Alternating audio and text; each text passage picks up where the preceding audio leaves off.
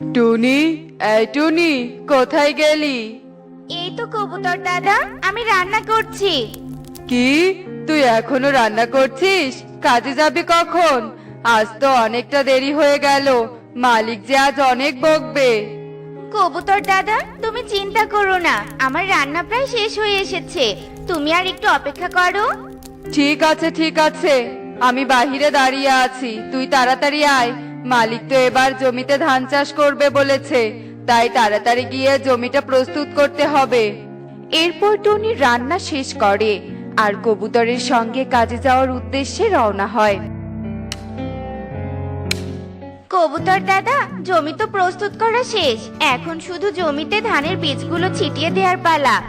হ্যাঁ টুনি, তুই ঠিক বলেছিস, তাড়াতাড়ি ধানের বীজগুলো জমিতে ছিটিয়ে দিয়ে এখান থেকে চলে যেতে হবে। এই প্রচন্ড রোদে বেশিক্ষণ থাকা ঠিক হবে না, শরীর অসুস্থ হয়ে যাবে। তাই আর দেরি না করে জলদি কাজ শেষ কর দেখি। হ্যাঁ কবুতর দাদা, করছি। তবে একটু জল খেতে পারলে ভালো হতো, গলাটা যে একেবারে শুকিয়ে গেছে। এটা অবশ্য তুই মন্দ বলিসনি। চল আগে আমরা নদী থেকে একটু জল খেয়ে আসি, তারপর না হয় বাকি কাজটুকু শেষ করা যাবে। এরপর টুনি ও কবুতর জল খাওয়ার জন্য নদীর পাড়ে যায়, আর নদী থেকে জল খেয়ে এসে আবার তারা কাজে লেগে পড়ে। আর অন্যদিকে কালু কাক কাজ না করে সারা দিন বসে থাকে, আর সুযোগ পেলেই বনের পাখিদের ঘর থেকে খাবার চুরি করে খায়। সারাদিন তো বেশ আরামেই কাটিয়ে দিলাম, কিন্তু এখন যে প্রচন্ড খিদে পেয়েছে। খিদের জ্বালায় পেটে একদম ইঁদুর দৌড়াচ্ছে। আমাকে এক্ষুনি কারো ঘর থেকে খাবার চুরি করে নিয়ে আসতে হবে, কিন্তু কার ঘর থেকে যে খাবার চুরি করব তা যে বুঝতেই পারছি না। পেয়েছি, আজ আমি কবুতরের ঘর থেকে খাবার চুরি করে নিয়ে আসব। কবুতর তো এখন কাছে কাছে, এই সুযোগ। এসব কথা ভেবে কালু কাক কবুতরের ঘরে যায় খাবার চুরি করতে। এই তো কবুতরের ঘরে অনেক খাবার, আমি বরং তাড়াতাড়ি করে খাবারগুলো চুরি করে নিয়ে যাই, নয়তো কবুতর আবার চলে আসবে। এ কি, আমার ঘরে কোনো খাবার নেই কেন? কে আমার ঘরের খাবারগুলো চুরি করে নিয়ে গেল? কে আমার এত বড় সর্বনাশ করলো? কি হয়েছে কবুতর দাদা, তুমি এভাবে কান্না করছো কেন? তুমি তো এক্ষুনি আমার সাথে ঘরে ফিরলে, ঘরে আসতে না আসতে তোমার কি এমন হলো? টুনি, আমি কাজ থেকে ফিরে এসে দেখি আমার ঘরের সব খাবার কে যেন চুরি করে নিয়ে গেছে। আমার এত কষ্ট করে জমানো খাবারগুলো কে চুরি করে নিয়ে গেল? কি বলছো কবুতর দাদা, তোমার ঘরের সব খাবার চুরি হয়ে গেছে? তাহলে এখন তুমি কি খাবে? আমি কিছু বুঝতে পারছি না রে টুনি। কবুতর দাদা, তুমি বরং আমার ঘরে এসো, আমার ঘরে কিছু খাবার আছে, আমি তোমাকে খাবার খেতে দিচ্ছি। এরপর টুনি কবুতরকে তার ঘরে নিয়ে যায় আর কবুতরকে কিছু খাবার খেতে দেয়।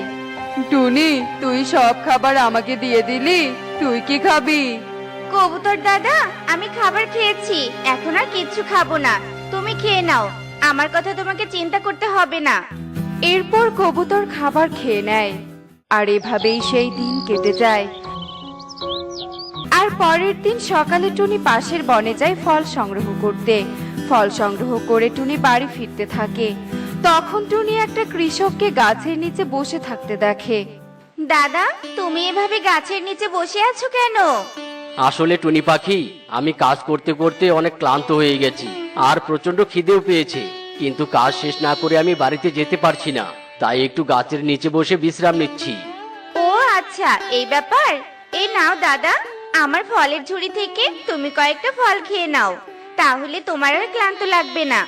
কিন্তু টুনি পাখি, তোমার কষ্ট করে আনা ফল আমার খাওয়াটা কি ঠিক হবে? না না টুনি পাখি, আমি এই ফল খেতে পারবো না।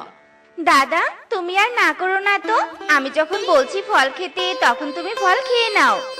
আচ্ছা বেশ, তুমি যখন এত করে বলছো তখন আমি আর না করব না। এরপর কৃষক আর কিছু না বলে কয়েকটা ফল খেয়ে নেয়। তোমাকে অনেক ধন্যবাদ টুনি পাখি, আমাকে ফল খাওয়ানোর জন্য।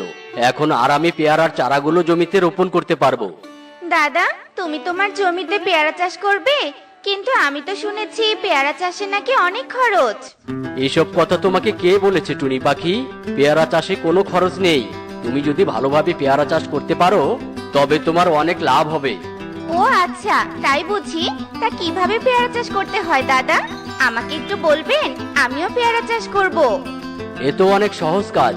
তুমি পেয়ারা গাছ লাগাবে আর তাতে সঠিকভাবে পরিচর্যা করবে, আর একটু সার পানি পেলে দেখবে পেয়ারা গাছে অনেক পেয়ারা হয়েছে। ঠিক আছে দাদা, তবে আমি আজকেই বাজার থেকে কিছু পেয়ারার চারা কিনে আনবো। এ কথা বলে টুনি বাড়িতে যায় আর ঘর থেকে কিছু টাকা নিয়ে বাজারে যায় পেয়ারার চারা কিনতে। আর পেয়ারা চারা কিনে এনে টুনি তাড়াতাড়ি জমিতে রোপণ করতে থাকে। আর এভাবেই বেশ কিছু দিন কেটে যায়। আর টুনি সঠিকভাবে পেয়ারা গাছের পরিচর্যা করতে থাকে, যার ফলে টুনি পেয়ারার জমিতে অনেক ভালো পেয়ারা হয়। তা দেখে মিনু বৃদ্ধা টুনিকে বলতে থাকে, মারে, তোর হাতে জাদু আছে, যার কারণে তোর জমিতে এত ভালো পেয়ারা হয়েছে। মাসিমা, জাদু নয়, আসলে আমি পরিশ্রম করেছি তো, তাই তো এত ভালো ফল পেয়েছি।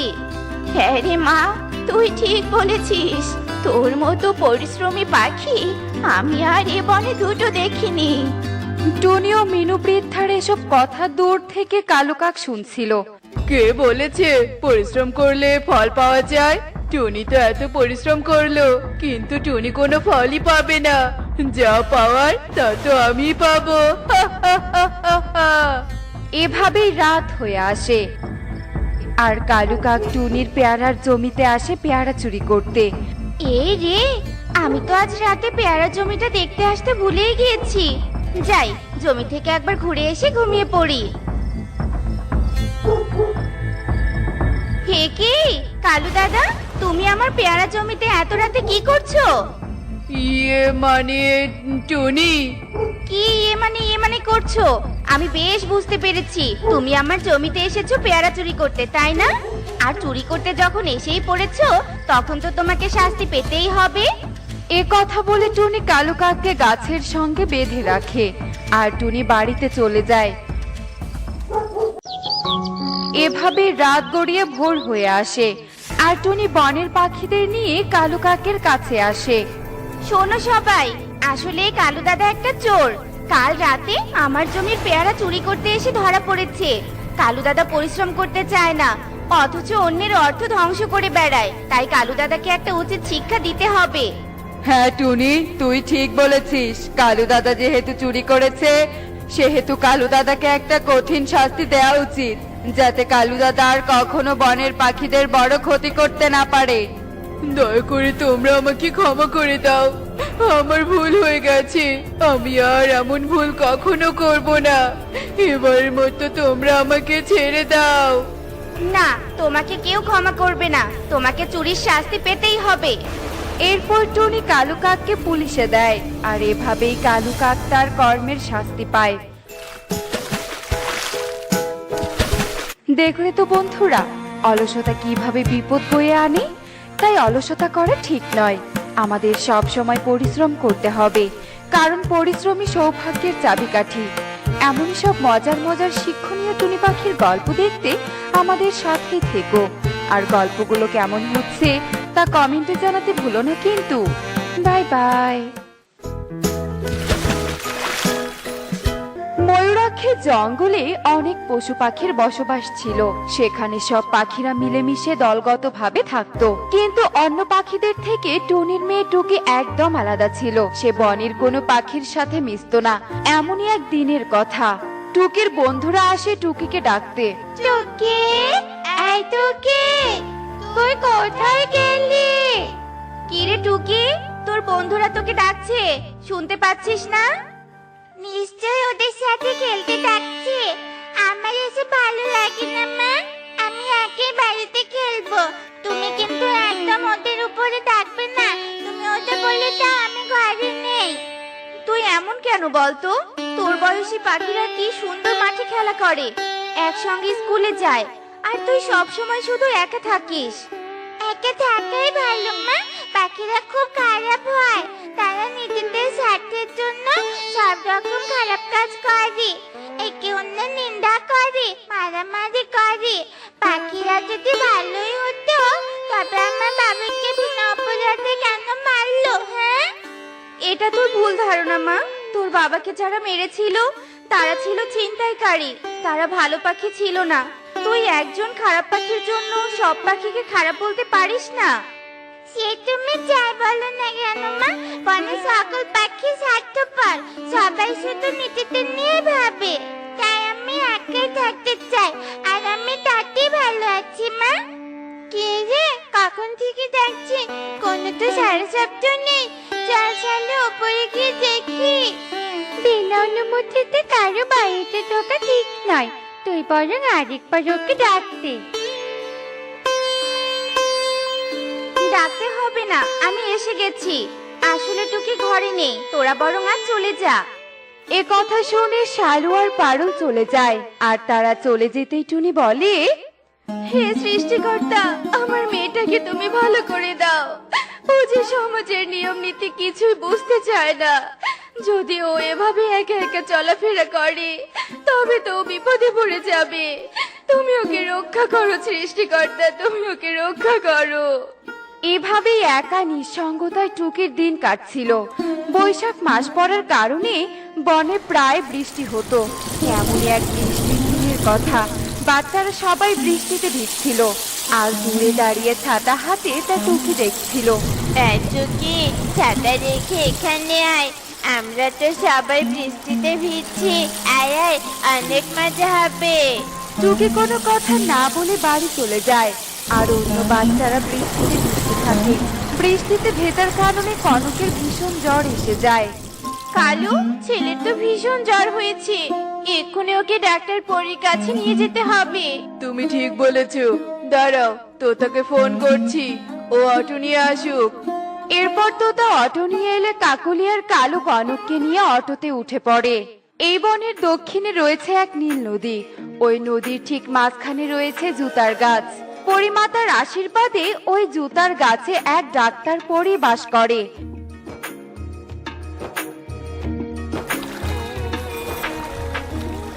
ডাক্তার পরী, ডাক্তার পরী, আমার ছেলে খুব জ্বর, তুমি আমার ছেলেকে সুস্থ করে দাও। ভয়ের কিছু নেই কাকুলি, সামান্য জ্বর হয়েছে। এই ঔষধগুলো নিয়ম করে 3 বেলা খাইয়ে দিও। এরপর কালু আর কাকুলি ঔষধ নিয়ে সেখান থেকে চলে যায়।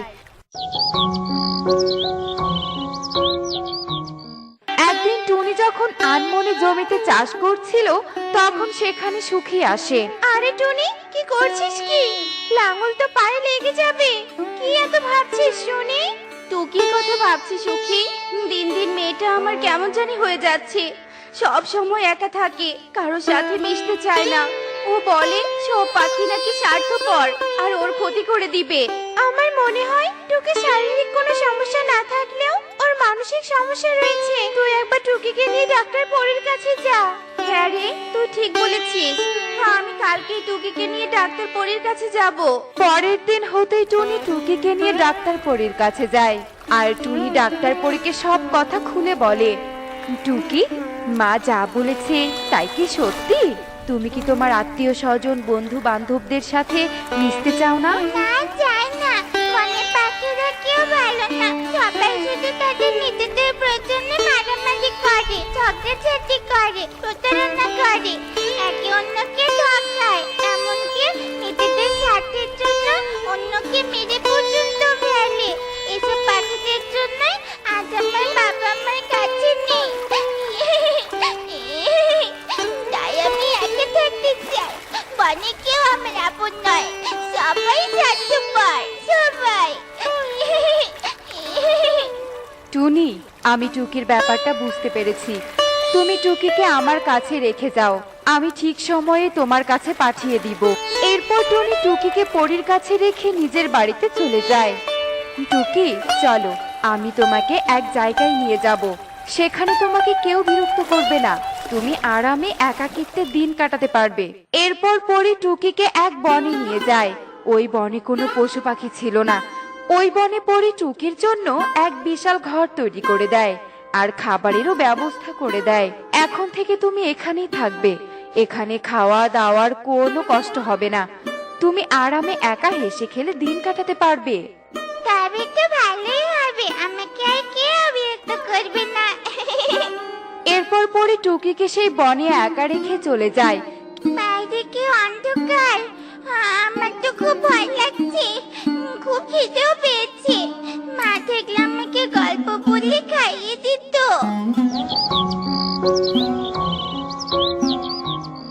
ভোর হতে টুকি এদিক সেদিক ঘুরতে থাকে, আর হঠাৎ সে হোঁচট খেয়ে পড়ে যায়। পায়ে জোরে ব্যথা পেলাম, হাঁটতেও তো পারছি না। যদি বনে থাকতাম তবে কোনো অটো করে চলে যেতাম, কিন্তু এখানে তো কোনো অটো নেই। যাই, কষ্ট করে ঘরে ফিরতে হবে। বাইরে কি বৃষ্টি হচ্ছে, একে একে বৃষ্টি দেখতে একদম ভালো লাগছে না। বনে সবাই বৃষ্টিতে ভিজতো, তা দেখতেও ভালো লাগতো, কিন্তু এখানে তো আমার একদম ভালো লাগছে না। পরি পরি, কোথায় তুমি? আমার কাছে এসো, তোমাকে যে আমার খুব প্রয়োজন। টুকি, ডাকছিলে কেন? আমার এখানে একদম ভালো লাগছে না, আমি বনে ফিরে যাব। আচ্ছা ঠিক আছে, আমি তোমাকে বনে নিয়ে যাচ্ছি। বনে গেলে তুমি অবশ্যই নিজেই অনেক কিছু বুঝতে পারবে। এরপর পরে টুকিকে বনে দিয়ে আসে। কি টুকি, তোর পায়ে মনে হয় আঘাত লেগেছে, তোকে এক্ষুনি বাড়ি নিয়ে যেতে হবে।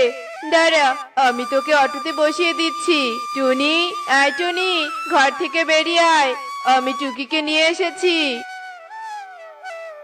টুকি, টুকি তুই এসেছিস? আমার জন্য মা কত চিন্তায় ছিল, আর কালু কাকু আমার কথা ভেবে অটোয় করে আমাকে নিয়ে এলো। তবে তো এরা আমার কথা অনেক ভাবে। টুকি, তুই এসেছিস? তোকে আমরা খুব মিস করেছি। এই যে দেখ, তোর জন্য আমি ভালো এসেছি। টুকি, তোর তো পায়ে আঘাত লেগেছে, তোকে আর কষ্ট করে একা স্কুলে যেতে হবে না, আমি আমার সাইকেলে তোকে নিয়ে যাব। আমি এদের থেকে দূরে সরে থেকেছি, কত খারাপ আচরণ করেছি, অথচ ওরা আমার কথা কত ভাবে। সত্যি বনের সবাই স্বার্থপর নয়। মা তো তবে ঠিকই বলতো। মা, মা, আমি আমার ভুল বুঝতে পেরেছি। বনের সব পাখি খারাপ আর স্বার্থপর নয়, আর আমাদের একা থাকা উচিত নয়। একা থাকলে অনেক বিপদ হয়, কিন্তু সবাই একসাথে থাকলে সকলে মিলে সেই বিপদ মোকাবেলা করা যায়। এই তো আমার লক্ষ্মী মেয়ে। চল মা, ঘরে চল। এরপর টুকি তার ভুল বুঝতে পারে আর সবার সাথে মিলেমিশে থাকতে শুরু করে। বন্ধুরা, সমাজে ভালো খারাপ দুই ধরনের লোকই বসবাস করে। তাই বলে কিছু খারাপ স্বার্থপর লোকের কারণে আমরা সমাজের সকলকে খারাপ বলতে পারি না। আর একটা কথা সব সময় মনে রাখবে, সমাজে বসবাস করতে হলে আমাদের সকলকে মিলেমিশে বাস করতে হবে। তো বন্ধুরা, এমনই সব মজার মজার শিক্ষণীয় টুনি পাখির গল্প দেখতে আমাদের সাথেই থেকো। আর গল্পগুলো কেমন হচ্ছে তা কমেন্টে জানাতে ভুলো না কিন্তু।